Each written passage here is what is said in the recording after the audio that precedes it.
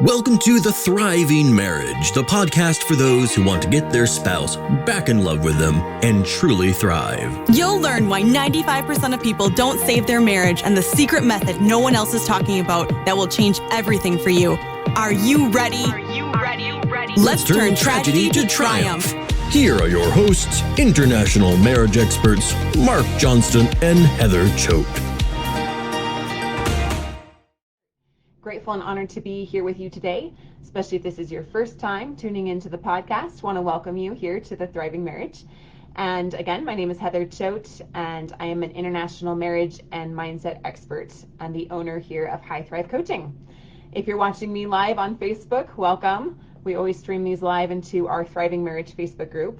If this is your first time joining the podcast, encourage you to check out some of our other episodes, especially if your spouse is wanting out of your marriage right now and you want to know what to do to save your marriage, even if they are checked out. So, switching gears from what I said last time, we were going to have an amazing client interview, so had some schedule conflicts. So now we're going back to a topic that you guys asked for several weeks ago, and we're really happy that I finally get to bring it to you here today. If you're wondering where Marc is, there's some family challenges that are going on and he needs to take care of some of those things right now. So we will be grateful and happy to have him back on when things are settled there. So what you guys asked to talk about was accountability, responsibility, and how to address this in your marriage. Some of you have talked a little bit about how you've got like the mother-child dynamic going on in your marriage. Where you feel like your husband maybe isn't taking responsibility for himself, or you feel like your wife's trying to control everything, or you feel like they're not taking accountability for their choices. Maybe they're having an affair and they're not, owning that. There's a lot of lies, there's deceit, or you're feeling like a victim and you want to know what you can do to better empower yourself. So this episode is definitely going to be for you. And I have a really cool guide that's going to go along with this that I created just for you guys. And so I'm excited to share that with you here in a little bit as well. So stick around for that. Before we get to that though, we always start with our client win of the week. And I want you to think about a win in your life right now. What's a win that you had this week? Even if it was something small, it's really important that we shift our focus from everything that's going wrong and shift our focus into what's going right. Because what we choose to focus on expands.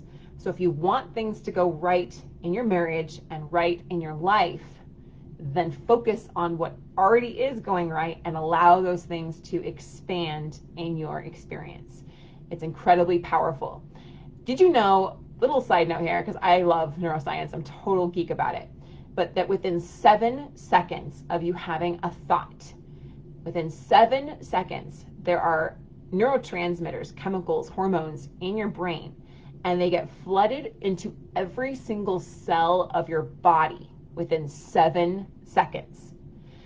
The problem is most of us are just continuing to think the same things, feel the same things, produce the same emotions, and those same chemicals and hormones of stress and fear and anger go to every single cell of our body, and our body responds to that. Those cells respond to those hormones, to those signals of stress. And so when we choose to focus on what's going right, when we choose to have gratitude, even in the midst of our challenges, when we choose to find clarity, when we choose to have peace, those emotions send those, that emotion, that thought creates that emotion and that feeling and those new chemicals. And within 7 seconds, those chemicals flood through every cell of your body. And that is why it's so important that we focus on what's going right, and why focusing on wins is a foundational piece of what we do here at High Thrive Coaching. So if you have a win and you're watching me live, I can see some of you, hi, go ahead and put it in the comments. Let me know what's going right for you. If you're listening to the replay later on Spotify or iTunes or podcast, whatever, think about a win that you have and leave a comment if you want to about something that's going right, so that you can give yourself that gift of good, healing, positive emotions that will then repair your cells, put you in better health, put you in better harmony with your systems, where everything's talking to each other the way that it needs to, and allows you to emit more light from your cells. That is like a little beacon, like a little GPS, boop, boop, boop, boop, that's going to draw more of that yummy goodness in your life to you, the things that you really want to experience. All right, so this win comes from Lauren with permission. She says, win, we had a huge talk. Some of the things that were said, mistakes and the decisions of the past, were very hard to hear, but we both want to make it work. Long road ahead, but there's hope. And focusing on, this kind of win gives us so much hope. So allow that hope for you and your situation where you're even dealing with some of the really hard challenges. You might have hard conversations, but you realize that you're both committed to making it work, and allow that hope for your situation to flood through your body so that you can be in alignment to that and experience this in your life yourself. Sound good? So great job, Lauren.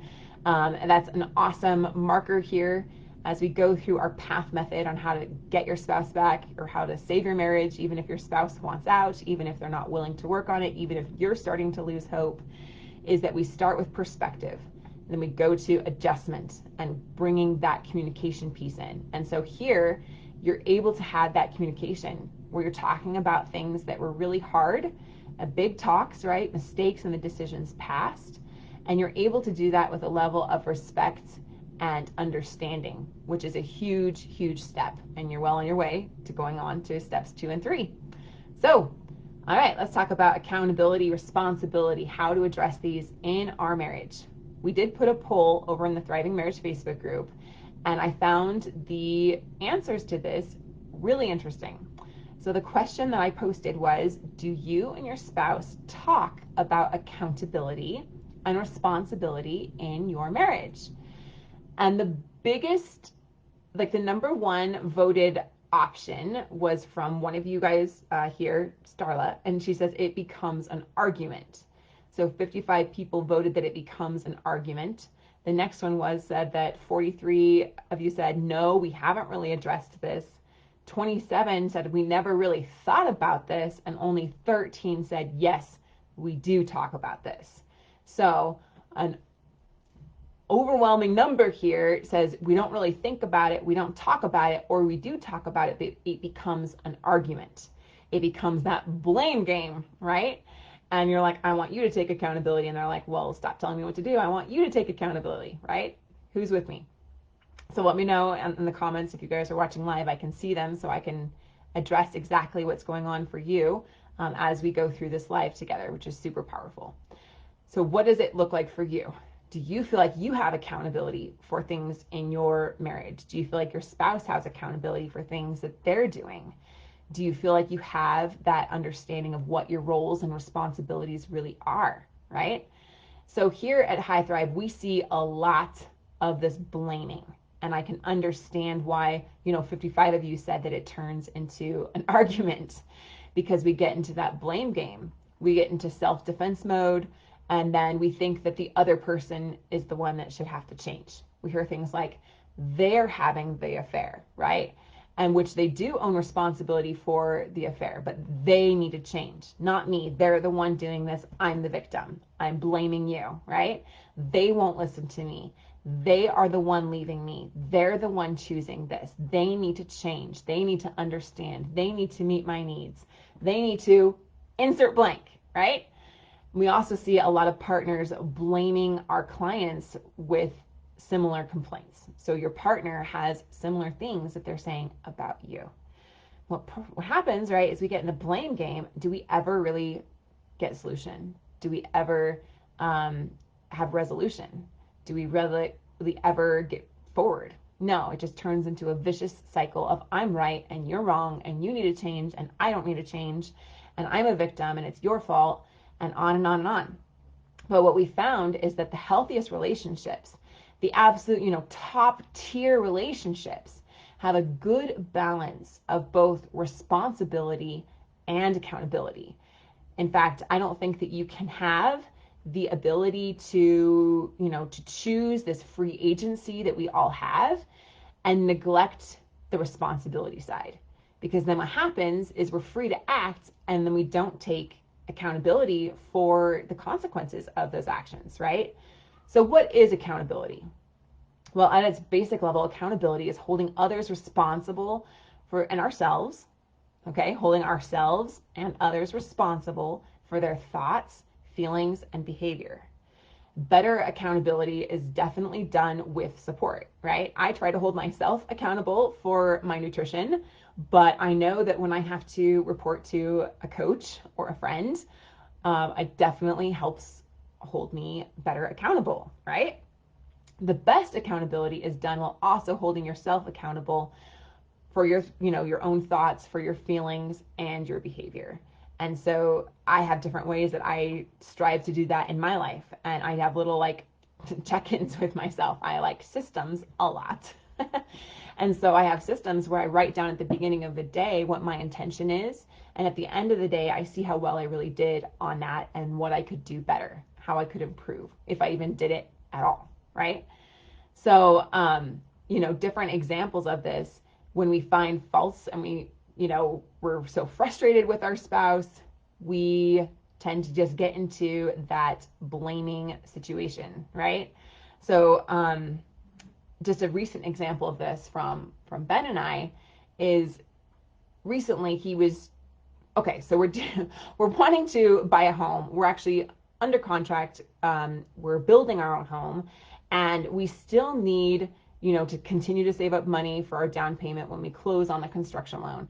And I felt like he wasn't too concerned about it because like I didn't really feel like there was a lot of action being taken. I felt kind of alone in this responsibility, like I was shouldering the burden of making it happen. And so when I talked to him about this, I said, hey, how do you go about this situation where we know we need to save up several $1,000s more and we don't really know how that's going to work? And so what goes through your mind, right? And so instead of just blaming him or accusing him of being a slacker or not caring, which is kind of how I initially perceived it, I realized that he was actually doing a lot of things that I didn't know. That he, wasn't just openly sharing with me, but that he was definitely taking action on these things and it was important to him. And that even some of his plans that I had kind of disregarded as not being good enough or not being like enough to get there were actually the very best that he felt he could do. And he was willing to even sacrifice his car if he needed to be able to make this work for us to get a home and all these things. And then I felt a profound amount of love. And so instead of him feeling like he could accuse me of being controlling or manipulating or trying to push him or force him or being unappreciative, we both shared our own feelings and took accountability for how we both felt instead of blaming each other for how we each individually felt about the situation. So where this goes wrong is that accountability can go wrong if it's just one-sided, right? One-sided accountability turns into victimhood, blaming, resentment, contempt, criticism, right? You guys hear me? And responsibility goes wrong when we take too much responsibility for our partner, okay? And I'm guilty of this one myself. So what does that look like when we take too much responsibility for our partner, especially with how they're feeling, okay? Healthy versus unhealthy responsibility of feelings, okay? Healthy way of having responsibility for feelings is acknowledgement of any actions that contributed to a harsh or unhealthy situation, right? A lack of defensiveness, right? You're open and you're understanding.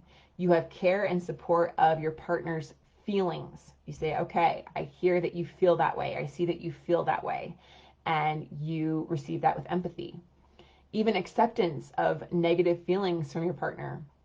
Calm discussion of your own negative feelings, having healthy outlets for negative emotions for you and your partner, cathartic experiences, discussion, and meditation. These are all really healthy ways of taking responsibility for our own feelings and not stepping over the bounds and trying to manage or control how our spouse is feeling. So I know that this can be a really challenging situation because I, for one, do not like it when Ben is upset. So I would do things I would do things over and over to try to prevent him from getting upset or him being stressed or him coming home and being grumpy at me and the kids.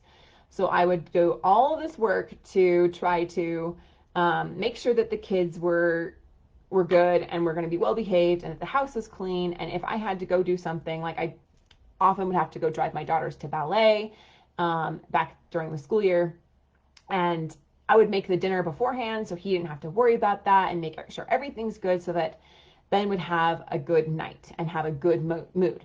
And what would happen is I'd come home from ballet and the house was a mess already, and Ben was stressed out and he wasn't happy, and it just felt like no matter what I did, it wasn't enough, because I'm like, oh my goodness, I did all this work and he's still unhappy. How many people resonate with that? And then I would feel like I'm not enough and I'm exhausted and my efforts are never good enough because he's not happy. Was the problem in that I wasn't doing enough? No. The problem was that I was trying to manage his emotions. And when I failed at doing that, then I felt like a failure. And I would feel exhausted and burnt out. And the healthy way of doing that is to give him ownership of his own emotions and say, okay, well, if you want to feel that way, that's your choice. And I'm not going to take ownership for that. I'm not going to blame myself for that. That's the way that you feel, and you get to have the responsibility of managing that however you want. And I love you and I support you, but that is your responsibility, right? Okay, so the unhealthy way of handling, these feelings is feeling like you have control or ultimate responsibility for how your partner is feeling.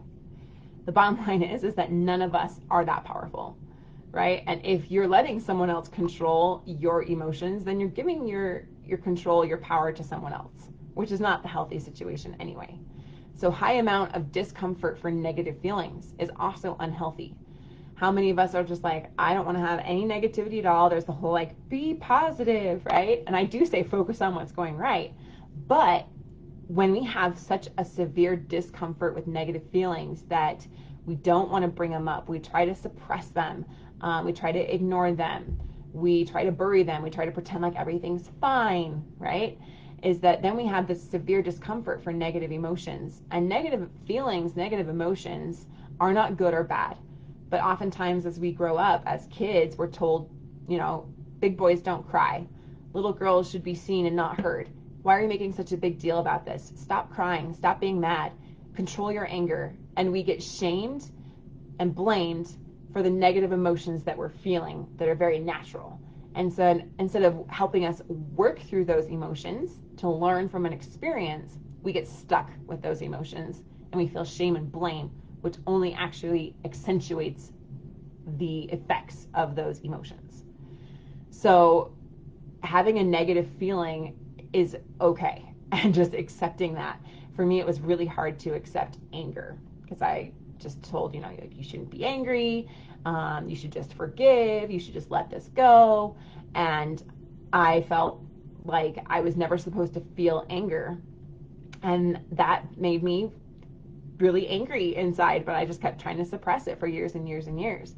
And it wasn't until I actually sat with that anger and felt it fully, like no like no cap on it, no withholding. I just sat with my own anger and allowed myself to feel it in all of its fury. It was like a raging storm, and it was scary, but I just stuck with it.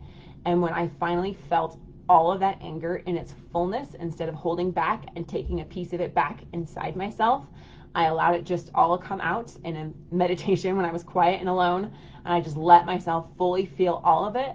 It raged and it burned really hot, but like a fire, it didn't last forever, because eventually these emotions will fade when we give them, like, when we fully feel them. When we fully feel them, then they burn themselves out, unless we continue to refeed them, right? And that's a different issue. Then you refeed it because you're getting something out of this negative feeling. It's justifying you in some way. It's excusing you in some way. It's allowing you to continue to feel like a victim and not take responsibility, which we're going to go into here in a little bit. So it's okay for me to say now, Ben, I'm feeling kind of alone in this house process. And that does not feel good to me. I feel a little abandoned, and that's, I feel this way because this, and this. And then Ben can receive that and say, okay, that was not my intention for you to feel alone. Let's work together on this, right? And so negative feelings are not a problem, but how we go about them are definitely big problems. If we have a lot of discomfort and avoid them, or allow them to just keep refeeding those negative feelings, which is also really unhealthy. Getting swayed by strong emotions and reacting to them, lashing out. That's a big difference than the process I just described. The process I just described was sitting with my feelings and allowing myself to feel them fully. I wasn't lashing out. I wasn't calling up these people that had hurt me years ago and saying, how could you ever do that? And this, and this, and how could you be such a liar and treat people and your family this way? That would be lashing out in a reactive type of way. And that's what happens when we do not have this healthy way of processing through our emotions. Okay. So let's go now. I got a comment here from Marc. Hi, Marc. He says, me and my wife have been married for 29 years. And for the past several years, I've been in a very dark depression and it has caused a lot of hurt to her. But she has stuck by my side through it. Now she's finally had enough and filed for divorce. I have gone through some very serious therapy and made extreme changes in my life and continue to make changes. I have and continue to take accountability for the past. I love her so much and I'm doing everything to save this marriage. She is struggling to find love for me after 20 years of sticking by my side in the worst. What do you do to help her rediscover her love for me? So yeah, Marc, that's awesome that you're taking accountability for the things in the past. And to rekindle that love is why we have the entire path process.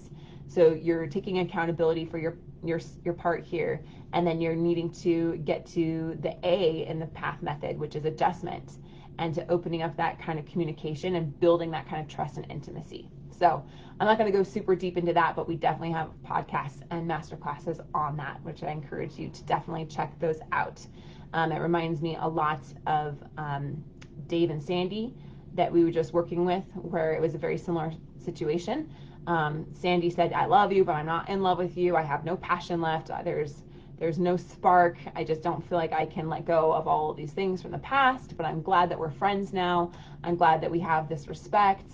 This is really great, but I still don't love you, and I don't think I can open up my heart to ever really love you again in that way. And he went through this process and put his trust in the process and did all the right steps, because I can tell that you're going through a lot of effort here, but oftentimes we exhaust ourselves doing what we think is going to work only to have it backfire. And so learning what it really takes to connect with your spouse, to help them see the truth of who you are and you to see the truth of who you are, so that then they'll be drawn to you like a magnet, and the actions that you're taking won't be the ones that backfire or are ineffective, but that will be very effective in helping her reconnect with you again. All right, so now let's go to the anti-responsibility list. This is the free guide that I'm going to give you guys here. I'll post it in the comments on the Thriving Marriage Facebook group here on the live stream. I'll do that after because I don't have a link right now. But those that are also subscribers to the podcast, I will make sure I send you this guide as well. So what is this anti-responsibility list? Okay, these are all things that are very dangerous to have in your life and very dangerous to have in your marriage. The first one goes what we've already talked about, which is blame. I'm blaming other people. It's their fault. It's not my fault. It's the economy's fault. It's the politician's fault. It's COVID's fault, right? It's not my fault. I'm blaming other people. What happens when we get into this is that then we never take action on where we do have power, where we do have control, where we do have responsibility. Next one is rationalization or self-justification. Really similar, but you're really rationalizing what you're doing, you're justifying what you're doing. You have all these reasons about why it's okay because this person did that and this person did that, which goes right into making excuses. Making excuses for yourself and saying, I really couldn't do this, I wanted to do this, but this, and this, and so you give your power away to people and the circumstances outside yourself. What about minimizing, trivializing, right? Oh, it's not that big a deal. Oh, I shouldn't really be that upset about this. Oh, it's okay if my husband wants to do this thing to me. or, oh, it's okay if my wife says that, I'm just gonna, like, it's not that big a deal, or what I'm doing really isn't that big a deal. They're overreacting. It's not really causing that much harm. My kids aren't really that affected by this. They're really resilient, right? All that kind of minimizing so that we don't have to feel shame and we don't have to take accountability for what we're doing. What about hiding? Hiding, covering up, lying, right? We don't want to face what we've done, so we just run away from the problem. Or we try to cover it up.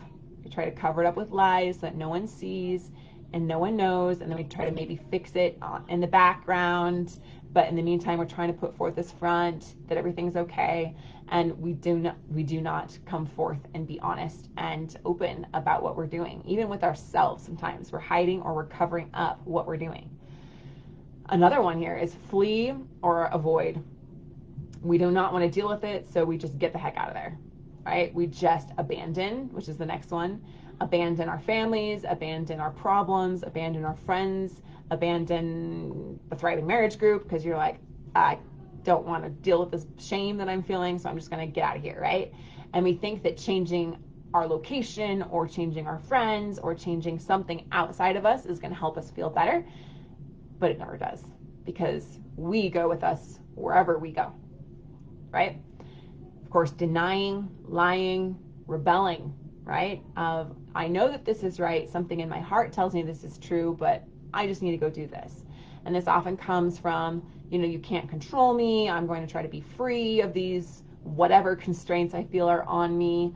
And I'm just going to go rebel against this because I can't take it anymore. And sometimes that's a self-preservation thing too, right? I just can't deal with this and I need to go do what's right for me. So I'm just going to rebel against everything. Complaining or murmuring. This one's huge, especially here on social media, right? On Facebook. So many people are complaining. So many people are murmuring. So many people are whining and nagging, right? And they're just, again, taking their power and putting it on something else. The complaining and the murmuring is not taking responsibility for your part and what you can do to control the situation and make it better. So that's definitely a sign of that victimhood when you're complaining and murmuring.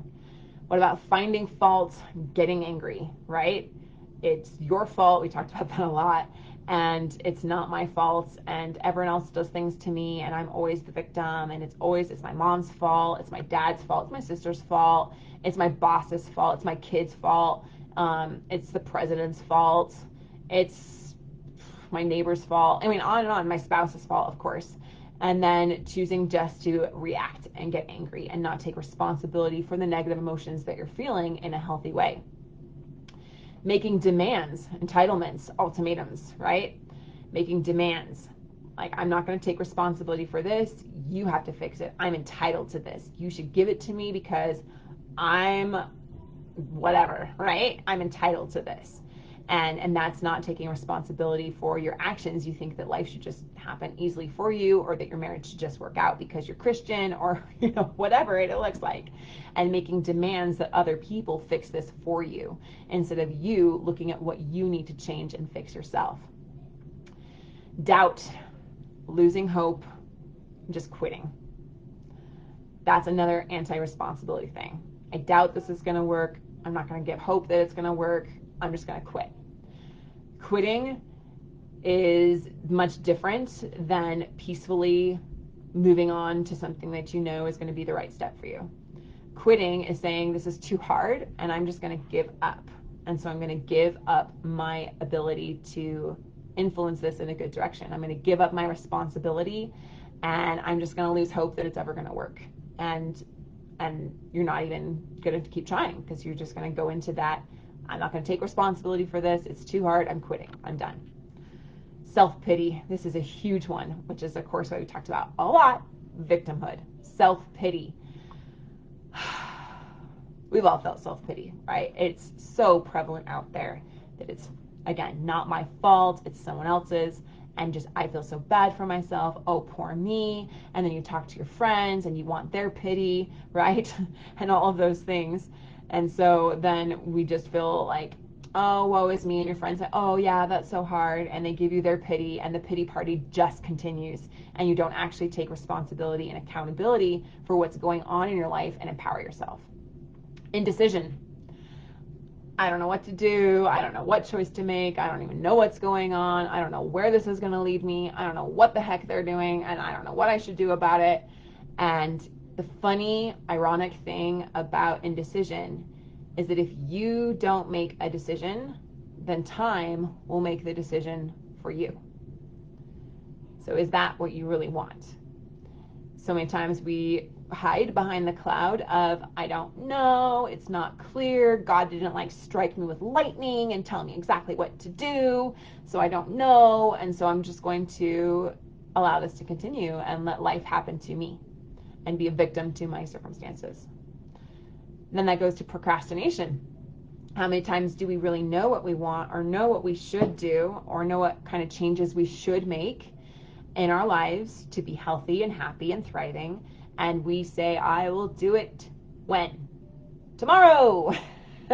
I will do it later. I will do it when the kids grow up. I will do it when school starts. I will do it after I graduate. I will do it when I get a raise. I will do it when my spouse does this other thing. And we procrastinate, and we'll say, oh, I've got so much to deal with right now, I cannot handle anymore, I will do that later. And we put things off till later. Well, guess what, my friends? Later is the new now. There is no later. There is only now. So determine who we really want to be now, and take action on the things that really are important to us now. Procrastination is no longer the game for you. Agreed? Or is that what you want? It's your choice. But you have accountability for what choice you make, right? I know that one. Like, we all procrastinate sometimes. Like, I procrastinated making some nutrition changes for a while. I was like, I'll do it after the reunion. I'll do it after my retreat with Ben. Okay, I'll do it after the weekend. I'll start on Monday. And then I just finally got to a place I was like, no, I'm doing this, and I'm not procrastinating anymore. And I made those changes, and I'm on day, I don't even know, 16, 17. And we have another reunion coming up, and it would be an easy excuse to feel like, oh, I just shouldn't do it then because it's hard. They're going to think I'm weird because I'm eating these weird foods and blah, blah, blah, right? I don't care. I'm doing this, and I'm committed to doing it because I know I was led to do it, and I'm not wasting any more time. Okay? Fear.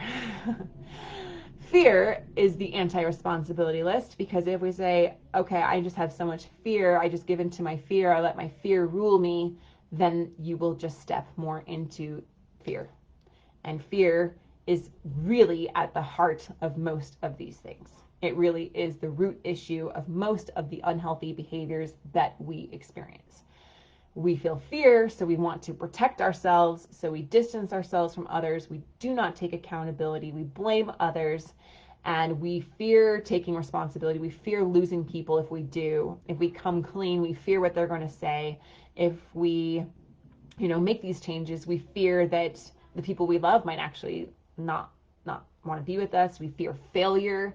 It's easier to say I tried at this level than to say I went all in and I still failed, right? Or I was genuinely myself, like I was fully vulnerable and raw and exposed, and I was rejected. So that fear comes in as that self-defense mechanism to keep us safe from pain, to keep us safe from failure, to keep us safe from feeling like who we really, really, really, really are under all of it, like the core of who we really are, isn't good enough or isn't worthy. Like, that would feel way worse than saying, oh, well, I kind of tried and I was like this much vulnerable, but it didn't work. So that kept me safe from feeling like I was actually really vulnerable and then I still got hurt, right? But what happens is then we are always living with these limiting beliefs and these surface level problems that continue to show up again and again and again and again. And we put our happiness on something outside ourselves, on someone else. And we put our happiness on external circumstances and things and places and people. And we think that when I finally get whatever, XYZ, when I finally get insert the blank for you, then I'll be happy. then I'll be safe. Then I'll let this go. Then I'll do this, right? But the bottom line is that those things that you want are not out there. They're 100% inside yourself. That fear takes away the responsibility from having to look inside yourself for those things and to keep looking at the illusion that it's outside of you. It is not outside of you. It is inside of you. And when you take responsibility for that, that's when you find it. And that is when your entire life changes. Last one here, enable. Anti-responsibility list is when we enable others so that they don't have to take responsibility either. We enable them, we solve their problems for them. Sometimes this is called as that codependency, that we care more about their problems than they do. Or we enable our kids and we just say, it's okay, you don't have to take responsibility for that. And we enable other people instead of saying, no, my responsibility is me and your responsibility is you. And let's find a way that we can work together in the areas where we want to work together on as a team, especially in marriage and life and kids and family, right? So happiness in marriage comes when we take 100% responsibility. Happiness in life comes when we take 100% responsibility. So I want to do a little exercise with you guys, okay? I actually did this myself from a coach, and it was incredibly empowering and illuminated some things for me that I didn't realize I was kind of stuck on. So here's the exercise, okay? If you can do this, if you're in a safe place, you can get out a piece of paper. If you can't get a piece of paper and you want to put it on your phone or whatever, open a little note, okay? I know you know how to do that. And have 2 columns if you can. On one side, write all the things your spouse does that hurts you or bothers you. So at the top, write spouse hurting and bothering me, right? All the things they do that hurt and bother me. So in my paper, I put all the things that Ben does that bothers me or hurts me, okay? And he's pretty awesome, but there's definitely things.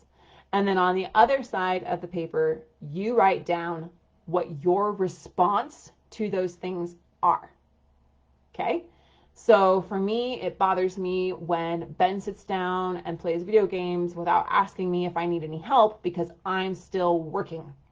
And it feels like super annoying that I'm still working until 8 or 9 at night, sometimes 10, and he's playing video games and didn't see if I could use some help, because I could definitely use some help. It feels selfish. So my reaction is that I get angry, I get irritated, I might snap at him later, or I might come over and say in a rude way, can you come help me put the girls to bed? Or, like that might be my reaction.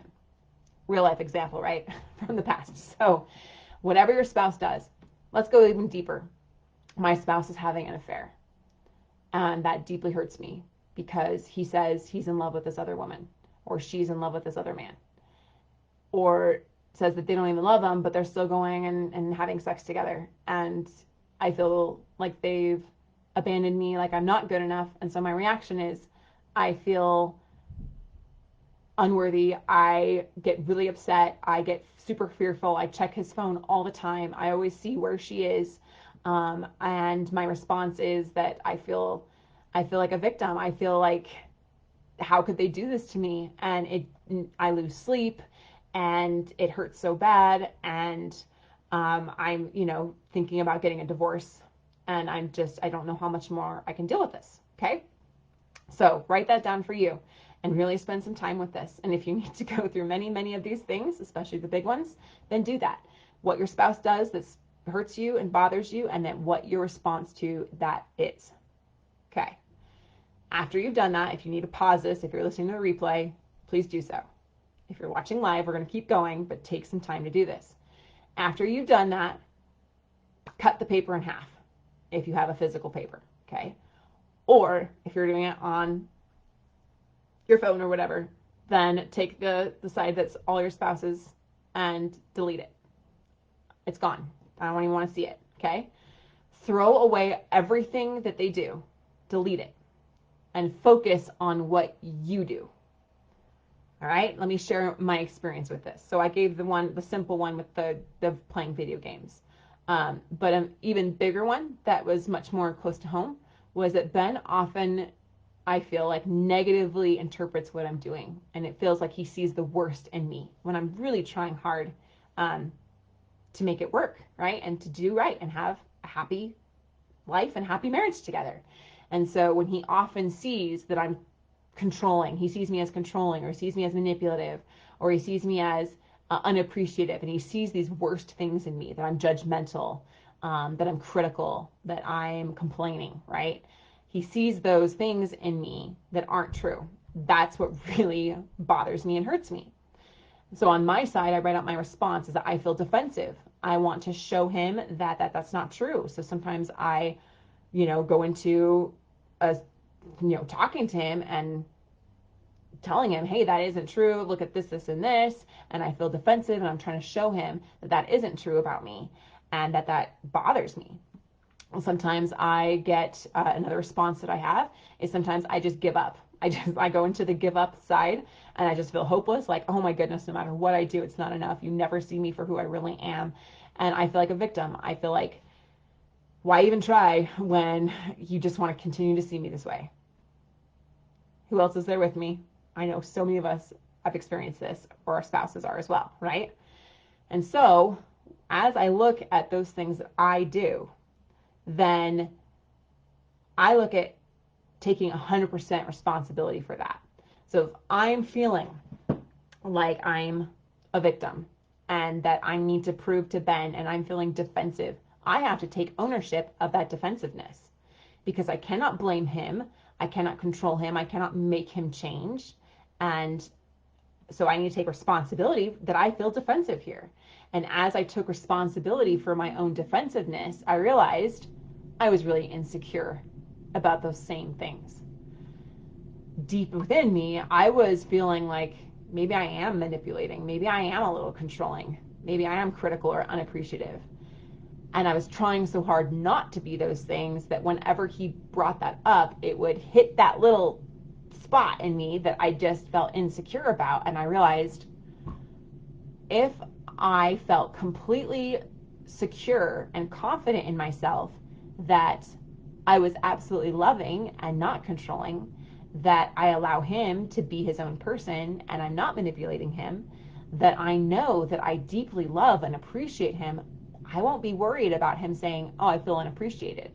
My reaction would be completely different. So my responsibility in this situation was to build up my own confidence in myself that I do love him, I do appreciate him, and that I allow him to be his own self. And so when I shifted that and really built up that confidence in myself, the pattern showed up again. Of course, right? These patterns are going to show up again. So the next time that he said, oh, Heather, I'm sick of you controlling me. And I was like, oh, that's interesting. I don't feel that. I don't feel like I'm controlling you. And I did it from a place of not just, defensiveness. It wasn't defensive. It was just, okay. I could see how you might think that, but I really don't feel that myself. So that's interesting. And then he was like, oh, totally pattern interrupted, which we talk a lot about, right? Interrupting those patterns that show up again and again and again. So how would you take responsibility for feeling like a victim to their affair? Feeling like, oh, well, maybe I should just have sex with him because I need to get him back. And I want to show him that I can be this better than this other woman. And you're like, oh my goodness, I got to take responsibility for that. I am not putting in some healthy boundaries here. I am not showing myself a level of respect. I am not holding him accountable for his part. I'm just taking it all on myself. I'm blaming myself for the affair. I'm thinking I'm not good enough. I'm like desperate trying to get him back. That's my part in this whole thing. And you know what? I can see my part as well, that over the last years, I have not been very emotionally available to him. I have not been very appreciative of him. And that is my part. So then I can go to work on feeling confident in myself, of feeling like I am good enough no matter what other people do to me, having that level of respect, learning what kind of healthy boundaries I can put in place so that I'm not in this desperation trying to get him back or feeling like it's my fault. It's not my fault. It's his fault. And so I'm going to do what I need to do to feel healthy and safe and be in a place where he will feel appreciated and loved as well, because that is my part in this. Do you see the difference here? Do you see how powerful this can be when we do take accountability and responsibility for ourselves? So the next list that we put there is how we're going to address our part in this, our responsibility, our reactions, our behaviors, our thoughts and feelings. At the end of the day, our internal beliefs about ourselves, our internal insecurities and limiting beliefs. What are we going to do about that? How can we address these things in healthy ways? Problematic behavior that your spouse has, how am I going to handle that in healthy ways? Whether that's boundaries, support, working with us here at High Thrive Coaching, right? Whatever that looks like for you, how are you going to handle that in a healthy way? And how are you going to take radical accountability, 100% responsibility for your part? In marriage, sometimes we think it has to be 50-50. It's got to be equal. It's got to be fair. It's got to be the same. And that cannot be further from the truth. We each have to take 100% responsibility for our part, 100% responsibility for the relationship. And when we do that, that is how we have a healthy and good, secure connection. So I encourage you guys to take some time with this. There's a really funny story that I heard recently on a talk, and she was talking about how she had a big argument with her husband, and she knew that he was so wrong, and she went to bed so upset. And the next day she called up her mom, and she was praying, and she was saying, please, God, help soften his heart, help him see how wrong he is, help him change his ways and come back and apologize to me. And then she reached out and talked to her mom, and her mom said, whatever her name is, like Marilyn, right? Do you want to be right, or do you want to be married? Do you want to be right, or do you want to be married? And I think that is so funny, because I had to say that to myself many times. Like, do I want to be right here, or do I want to be married? Now, it doesn't mean we allow our spouse to have completely unhealthy behavior, but so much of what causes division between us and us to go to the dangerous anti-responsibility list is that we want someone else to change, and we don't want to look at ourselves. And so when we actually look at ourselves, we say, okay, here is where I have control. My friends, do not give your power away to the anti-responsibility list. That is a sure way to disempower yourself, to give all of your control, all of your happiness, all of your future and your family's life and stability and all of that relationship to something else. So take ownership of your part. And when you do, you find that you have so much more empowerment that you realize, that you have so much more influence over this situation than you realize. You know, I've got Trish here. She says, you guys have helped my wife and I 2 years ago, and going on to these different things and how challenging that can be. And Marc, your comment here. And so taking 100% responsibility for yourself, knowing what your part is and focusing on that will give you a sense of empowerment and a sense of peace and joy and happiness that does not come from anywhere else. It only comes from within you. So with that being said, I encourage you guys to reach out to us if you need more help with this. Maybe it's hard for you to see what your part is. Maybe it's hard for you to know how to handle this in a healthy way. Maybe it's hard for you to know what kind of healthy boundaries you should put in with your spouse and how to help them rekindle that connection with you, like Marc talked about. And so we're here to help you with that every single step of the way. Help you hold your spouse accountable for their part, but more importantly, holding yourself accountable, because that is where your peace and your power lies. So I encourage you guys to book a free call with us at highthrivecoaching.com/apply to see if you are a good fit for our coaching program, and if this coaching program, above all, is a good fit for you to help get you where you want to be in your marriage and in your life. All right, on to our marriage mythbuster, which is a very similar theme, but conflict only stem from the behavior of my spouse. Everything's fine until my spouse does this behavior, and that's why we have conflict. Okay, I hope that by now you guys can hear the victimhood in this sentence, right? In this belief, is that everything's fine until you do this, and that's why we have conflict. So if you have ever felt yourself saying those kind of things or feeling those kind of things, I encourage you to really check yourself. Go back to the anti-responsibility list and see where that's coming from. Are you trying to excuse yourself? Are you trying to minimize yourself? Are you trying to blame someone else? Are you trying to procrastinate? Are you in fear, right? and take ownership of what your part is, because 100% responsibility is what's going to help us heal and solve these exact kind of situations. All right, so that myth is busted. You have your part, they have their part, and so we both take 100% responsibility. Awesome. All right, next week, it's going to be a mystery because I do not know if we're going to be able to get our client on to interview her and share her incredible story of hope and healing as she went from being on the verge of divorce to now they're happy and thriving and deliciously married together and all the progress that she's made.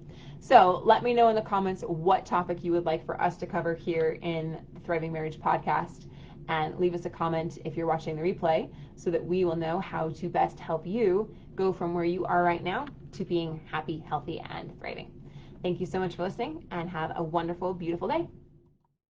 Thanks for listening to The Thriving Marriage, your A to Z blueprint for not just surviving marriage, but thriving. Until next time, my friends, thrive on.